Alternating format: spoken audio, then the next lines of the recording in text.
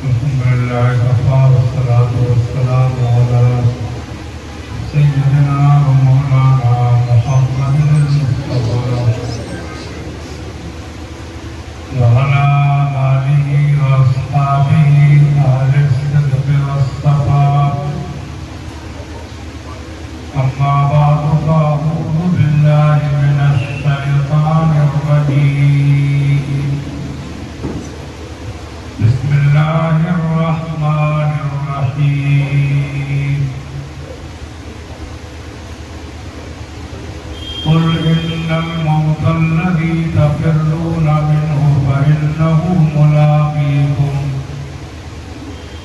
ثم تردون إلى عالم الغيب والشهادة فينبئكم بما كنتم تعملون. آمنت بالله صدق الله مولانا العظيم وبلغنا رسوله النبي الكريم. راگائے نصارت میں بلند آواز سے درود شریف پڑھیں.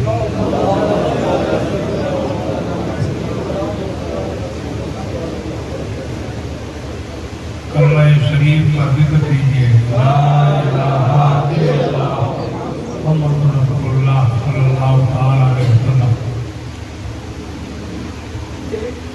جیسا کہ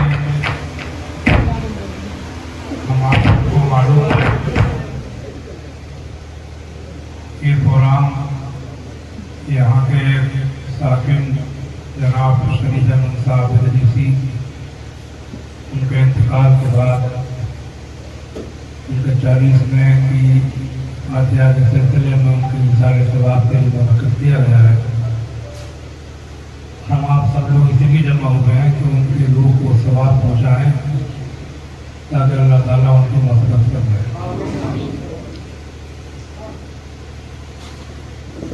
یہ موت جو ہے دنیا سے کسی کا جانا،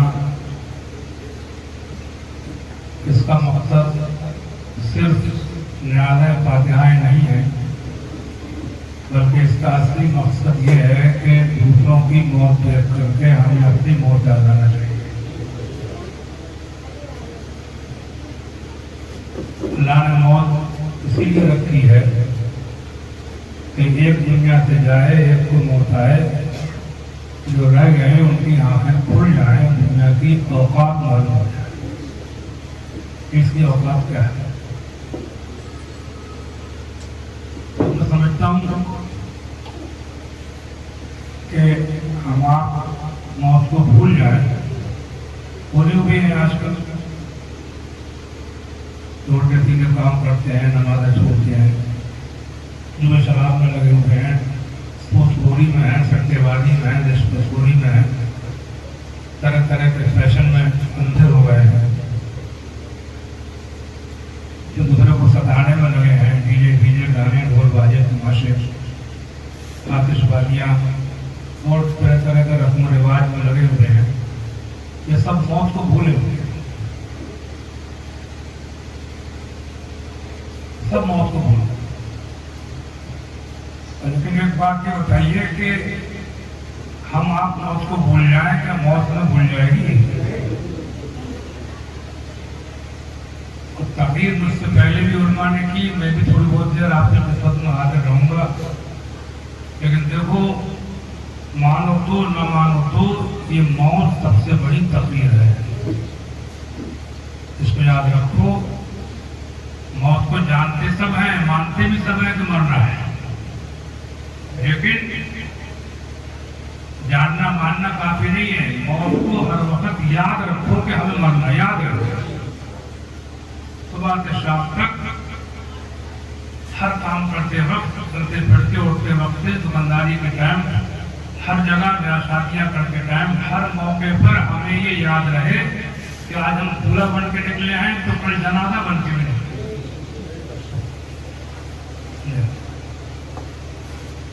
یہ میری بات نہیں ہے، حدیث شریف موضوع نے فرمایا کفا بالواحد موتن، آدمی کو نصیحت کرنے کے لیے موت ہی بہت کافی ہے. سمجھا؟ تو شیخ اللہ اعلیٰ حضرت مولانا احمد رضا خان بریلوی رحمۃ اللہ علیہ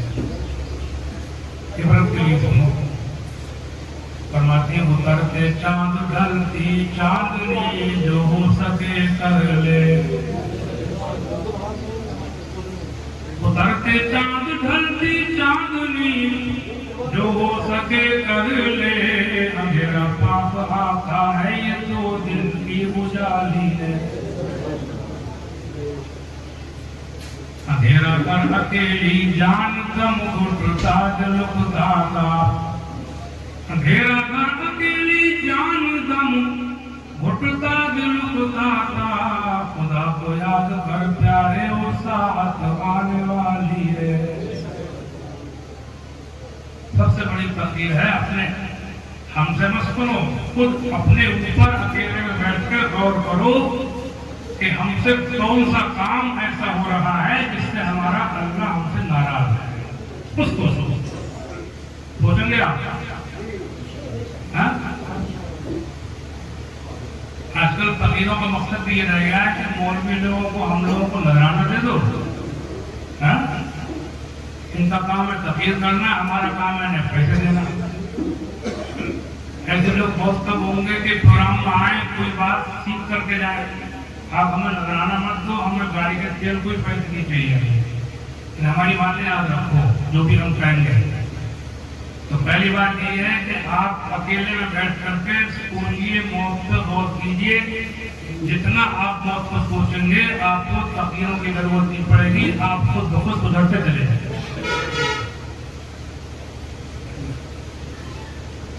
اور ایک بات یہ ہے کبھی کبھی موت کو یاد کرو تو ہمیں بڑا گھبراہٹ پیدا ہوتی ہے موت تو موت ہی ہے لیکن ایک خوشی کی بات یہ ہے کہ اللہ نے موت تو رکھی لیکن اس کا کرم یہ ہے کہ اس نے ہم کو مذہب اسلام عطا فرمایا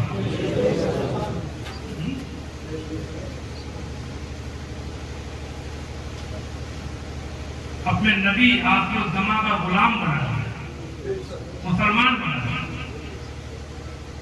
اللہ کے رسول نے عرفات کے میدان میں جو عقیدہ حج فرمایا تھا عرفات کے میدان میں جو خطبہ دیا تھا آپ نے جو آج تک عرفات کے میدان میں خطبہ ہوتا ہے اس میں قرآن کی آخری آیت نازل ہوئی تھی نزول کے اعتبار سے جو آخری آیت تھی وہ یہی تھی اليوم اکملت لکم دینکم واتممت علیکم نعمتی ورضیت لکم الاسلام دینا وہ خطبہ دے رہے تھے آخری حج کے موقع پر عرفات کے میدان میں تو یہ آیت نازل ہوئی اے لوگوں آج میں نے تمہارے لیے تمہارے دین کو مکمل کر دیا فاتممت علیکم نعمتی اور میں نے تم پر اپنی نعمت پوری کر دی ورضیت لکم الاسلام دینا اور میں اسلام مذہب سے راضی ہو گیا جس نے اسلام قبول کر لیا اللہ فرماتا ہے میں اس سے راضی ہوں تبھی ایک وظیفہ بھی ہے اعلیٰ حضرت نے بھی الوظیفۃ الکریمہ میں اس کو لکھا ہے اس میں ایک بار میرے ساتھ پڑھ لو تو بڑے فضائل ہیں اس کے پڑھو رضیت باللہ ربا وبالاسلام دینا وبمحمد نبیا صلی اللہ علیہ وسلم یہ وظیفہ ہے تو اللہ نے اسلام دیا اور اس میں ایک بڑی خوبی یہ ہے آج میں ایک تھوڑی سی گفتگو میں ایک نئے عنوان کو آپ کے سامنے لانا چاہ رہا ہوں اور سمجھ بھی دلانا چاہ رہا ہوں ایک نیا موضوع کہ اللہ نے اسلام دیا اور اسلام مذہب کو مشکل و مصیبت نہیں بنایا بلکہ آسان بنایا مذہب اسلام کو مصیبت نہیں مشکل نہیں بلکہ کیا بنایا آسان قرآن میں اعلان کیا تھا یکلف اللہ نفسا الا وسعها اللہ تعالیٰ کسی جان پر اس کی طاقت سے زیادہ بوجھ نہیں ڈالتا اسلام کے جتنے ارکان ہیں فرائض و واجبات ہیں سنتیں ہیں ان سب میں جب آپ غور کریں گے تو آپ دیکھیں گے گے کہ اتنا ہی مکلف کیا گیا، اتنا ہی انسان کو حکم دیا جتنا اس کے بس کی بات ہو، اور جہاں بس کی بات نہ ہو تو وہاں مجبوریوں میں آسانیاں دی گئی ہیں۔ مثال کے طور پر نماز ہے، فرض ہے، لیکن اس میں یہ نہیں ملے گا آپ کو حدیثوں میں کتابوں میں کہ بیٹھ کے نہ پڑھ سکے تو کھڑے ہو کے پڑھ لے۔ سنا کہ نہیں آپ نے؟ بیٹھ کے نہ پڑھ سکے تو لیٹ کے پڑھے، کھڑے ہو کے نہ پڑھ سکے تو بیٹھ کے پڑھ لے، بیٹھ کے نہیں تو لیٹ کے پڑھ لے، اشارے سے پڑھ لے۔ پانی اگر نہ ملے، پانی اگر بہت نقصان دیتا ہو تو پاک مٹی سے تیمم کر لے۔ زخم پر پٹی بنی ہوئی ہے، وضو غسل میں کھولنے میں دقت ہے تو اوپر سے مسا کر لیں، سنے ہوں گے آپ کو مسا، سمجھے آپ؟ کہیں جنگل وغیرہ میں ہو، قبلے کا پتہ نہ چلے کہ کعبہ کدھر ہے، تو ہماری کتاب نے کہا ہے کہ جدھر کو منہ کر کے پڑھ لے گا اللہ تعالیٰ قبول کر لے گا۔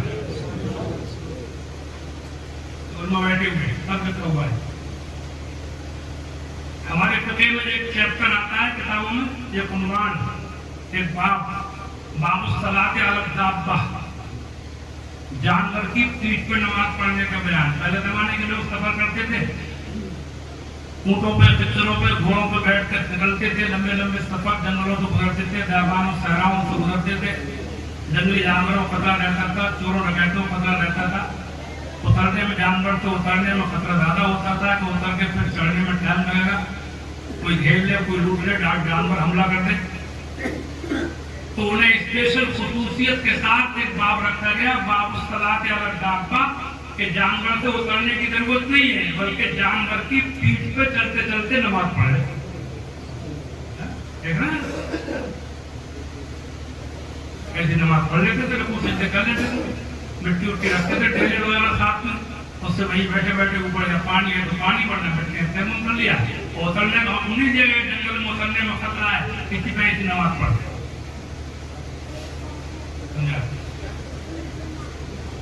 رمضان کے روزے فرض کیے ہیں، قرآن نے اعلان کیا یا ایھا الذین آمنوا کتب علیکم الصیام کما کتب علی الذین من قبلکم، یہ لوگوں تم پر روزے فرض کیے گئے جیسے تم پر پچھلے ان لوگوں پر فرض کیے گئے تھے۔ وہیں آگے یہ بھی لکھا ہوا اسی آیت کے آگے اور کیا فمن کان مریضا او علی سفر فعدۃ من ایام اخر،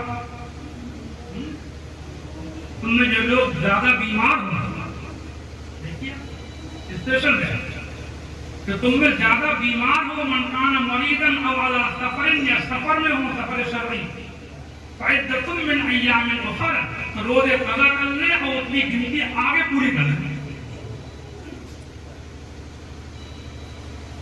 گنتی کر لیں کتنے چھوٹے آگے پوری کر لیں۔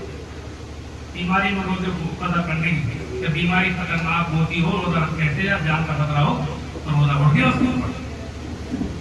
یہ سب حکم کیوں نازل ہوئے؟ صرف اس لیے کہ اللہ نے اپنے رسول کو مصیبت نہیں بلکہ سارے جہانوں کی رحمت بنا کر کے بھیجا، اور قیامت کے دن کو یہ نہ کہہ سکے کہ اللہ تیرے دین پہ چلنا ہمارے بس کی بات نہیں تھی، تیرا دین بڑا مشکل و مصیبت دین تھا، ہر موڑ پہ اسلام رہنمائی کرتا ہے، جہاں جہاں مجبوریاں، پریشانیاں، بیماریاں، ہر بار دقتیں الجھنیں آئیں، وہاں پر اسلام کے قانون بدل دیے گئے اور شکل اختیار پہ اور شکل دے دی گئی، اور اسپیشل رعایتیں، خصوصی رعایتیں اسلام میں دی گئی۔ بلکہ روزے والی آیت میں آگے یہ بھی لکھا ہوا ہے وَعَلَى الَّذِينَ يُطِيقُونَهُ فِدْيَةٌ طَعَامُ مِسْكِينٍ، اور تم میں جو لوگ روزہ رکھنے کی بالکل طاقت نہ رکھتے، اس سے مراد وہ لوگ ہیں کہ جو جن کی صحیح ہونے کی امید نہیں ہے، پھر قضا ہوئی تو کرائیں صحیح ہوگا ہمارا، اب صحیح ہونے کی امید نہیں، ایسا بوڑھا ہے کہ کیا اٹھے گا، ایسا مرد ہے کہ کیا بچے گا، تو اس کے لیے ایک اور آیت کا ٹکڑا نازل کیا گیا وَعَلَى الَّذِينَ يُطِيقُونَهُ فِدْيَةٌ طَعَامُ مِسْكِينٍ، اور جو روزہ رکھنے کی بالکل طاقت نہ رکھتے ہیں، یہ قضا کرنے کی بھی امید نہیں ہے، قضا کریں گے امید نہیں ہے صحیح ہوں گے، تو وہ ایک روزے کے بدلے میں ایک مسکین کو فدیہ دے دیں، دونوں ٹائم کا کھانا کھلا دیں، دے دے کیا کھلا دے، اتنا ہی بیٹھتا ہے، اتنا سستا ایک دن نکلتا ہے ایک آدمی، اس نے بھیجے روزے کے مدینے میں. اور آج کی تفسیر میں لکھا ہے کہ اگر اتنا غریب ہے کہ فدیہ دینے کے لائق بھی نہیں ہے تو اس پر روزہ بالکل مانو چھٹی ہو گئی.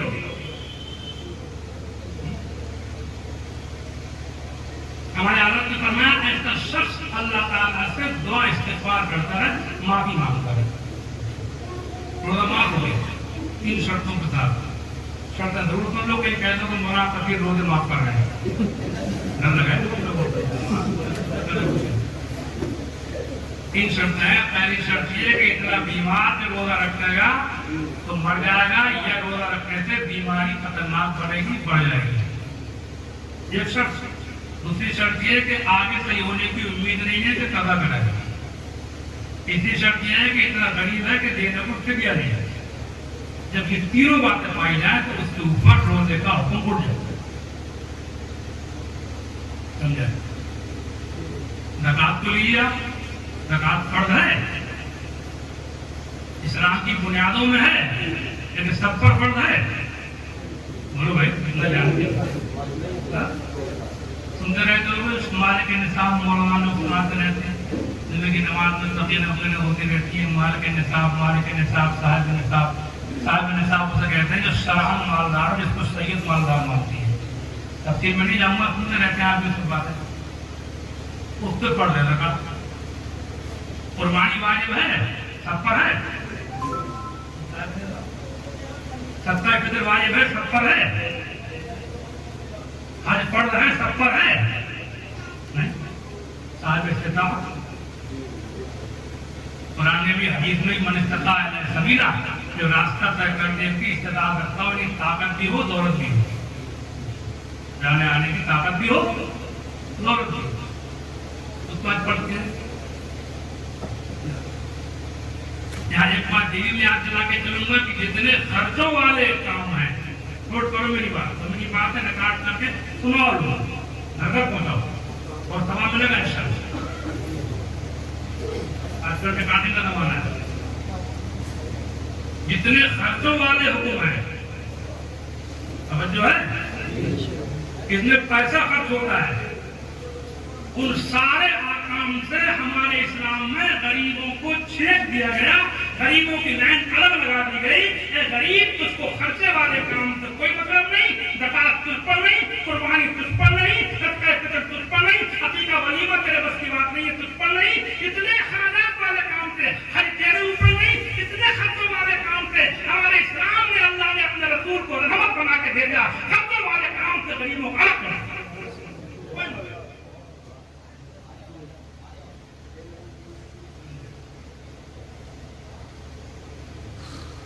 ایک بات کو دوستوں بڑا دھیان دلا دوں, بڑا افسوس ہوتا ہے. یہ آج کل جو یادوں پڑ گیا ہے, سپنے بیچ میں چلسنے ہیں, ان کو ہم لوگوں نے اتنا ضروری کر دیا ہے کہ میں نے سنا ہے کہ اگر کسی کو ادھار لینا پڑے تب بھی کرے گا. غلط سنا ہے, ٹھیک سنا ہے.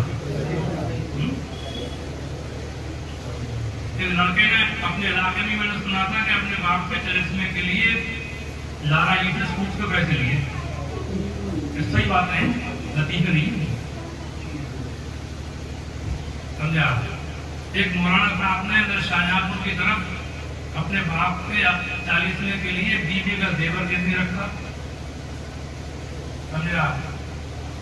ایک بریلی کے میرے ملنے والے شہر کے صاحب بتا رہے تھے کہ میرے جھاڑو برتن والی عورت آتی ہے کام کرنے, اس کے شوق کا انتقال ہوگا تو مجھ سے کہہ رہی 2 مہینے کی تنخواہ دے دو, پیش ہوئی. میں کیا کروں گی, پورے چلے تو گھر میں بھاری کر کے. میں نے تم غریب ہو, تم بیوہ ہو, بچے پالو, یہ بہت تم کیا ضرورت ہے, کوئی لکھ کروں گی ضرور, تم نے ضرورت کہیں ہوٹل لاؤں. یہ کبھی قریب کی بات سن کر آیا ہوں میں. وہاں پر موتے میں کوئی رشتے دار لوگ آئے ہوئے تھے. وہ لڑکے سے کہہ رہے تھے کہ اپنا گھر بھیج لے آدھا. اب کیوں, اب بھاری کر کے 40 نہ کریں گے, گھر پہ پایا جا رہے.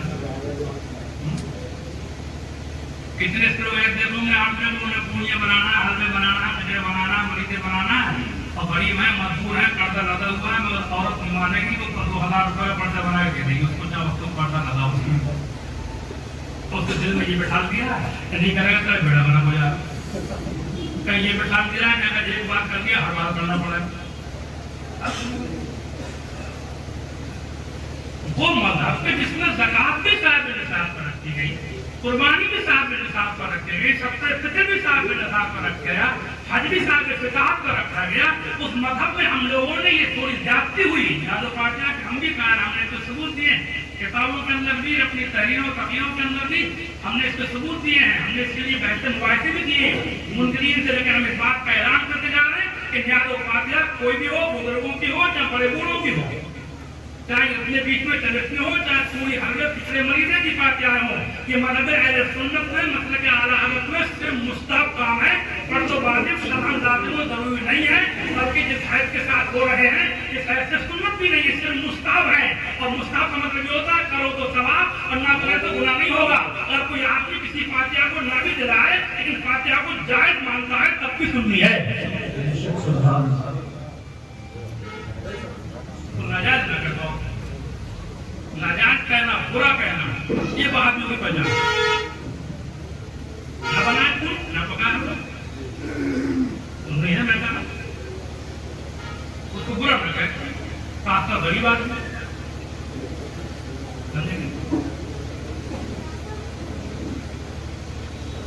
اعلیٰ حضرت مولانا احمد رضا خان بریلوی لکھتے ہیں عرس و فاتحہ کے لیے شرع سے کوئی مطالبہ نہیں، بالکل نہیں کرتا، عرس اور فاتحہ کے لیے شرع سے کوئی مطالبہ نہیں، کون کہہ رہا ہے؟ بلکہ علماء سے میری گزارش ہے کہ بہادیوں کو رد کرو، جائز بھی ثابت کرو تاکہ یہ چیزیں مٹے نہ، اور یہ بتاتے رہو کہ مستحب ہے، ضروری نہیں ہے، تاکہ غریب آدمی چکی میں کسے اس کا اظہار مسئلہ کہ اعلیٰ حضرت صرف یہ بتانا نہیں ہے کہ یہ جائز ہے، یہ بتانا نہیں ہے کہ یہ اس کا ثبوت دینا ہی نہیں ہے، بلکہ یہ بھی بتانا ہے کہ یہ مستحب ہے۔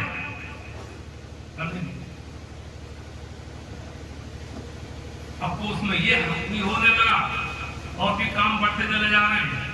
اچھا اس میں کوئی شک نہیں ہے کہ نیاز الفاتحہ اور عرس وغیرہ باقاعدہ اس کا رواج حضور کے صحابہ کے تابعین وغیرہ کے زمانے میں نہیں تھا، صحیح بات یہی ہے، دس بیچ میں چلے میں نہیں ہوتے تھے، عرس نہیں ہوتے تھے، سمجھے، رواج کے ساتھ بعد میں شروع ہوئے، باہری مورد نے کہہ دیا ناجائز ہے، کیوں کا اس لیے کہ نئے ہیں، سنی علماء نے یہ فرمایا کہ جائز ہیں، کیوں کا اس لیے کہ اگرچہ نئے ہیں مگر کام تو اچھے ہیں، یہ بات ہے،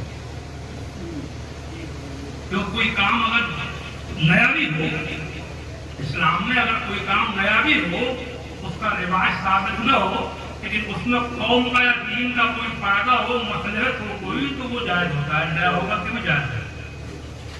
جیسے مسجد و مینار بنا، مسجد و مینار جو بنتے ہیں کہ حضور کے صحابہ کے زمانے میں نہیں بنتے تھے مینار، منڈی مسجد ہوتی، حضور کی مسجد پر چھت بھی کچی تھی، پانی ٹپکتا تھا، سینکڑوں سال تک مینار نہیں بنے مسجد، بعد میں بنایا گیا ایک مسئلہ تھی اس میں کہ مینار جب اسلام بہت پہلا بڑے بڑے شہروں میں پہنچا، اونچے اونچے لوگ مسلمان ہوئے، تو مسجدیں جب بڑی بڑی بلڈنگوں میں شہروں میں بنی تو ان پر مینار بنا دیے گئے تاکہ خدا کا گھر سارے گھروں کے درمیان دور سے چمکتا ہے، اور کسی کو نماز پڑھنے کے لیے جانا ہو، خاص طور سے پردیسی آدمی کو، باہر کے آدمی کو، تو اسے زیادہ ڈھونڈنا کھپوڑنا نہ پڑے، بلکہ مینار دیکھ کر خود ہی پتہ لگ جائے کہ یہاں پر خدا کا گھر ہے، مسجد ہے، نماز پڑھ لو۔ میں نے سفر کیے، میں نے دیکھا مینار کے اندر بڑی مسجد ہے، نمازیں پڑھی میں نے سفر میں بھی اللہ کی توفیق سے، کئی مینار دیکھ لیا، گاڑی اندر داخل کر دی، پوچھنا بھی نہیں پڑتا ہے، مینار خود ہی میرے ساتھ آ گیا، مسجد بھی ہے، مسلمان بھی ہوں مجھے مسجد ہے، سمجھا؟ یہ مسئلے سے کام شروع کیا گیا، اس لیے نیاز و فاتحہ اس کو بڑے بڑوں نے شروع کیا، بزرگوں نے،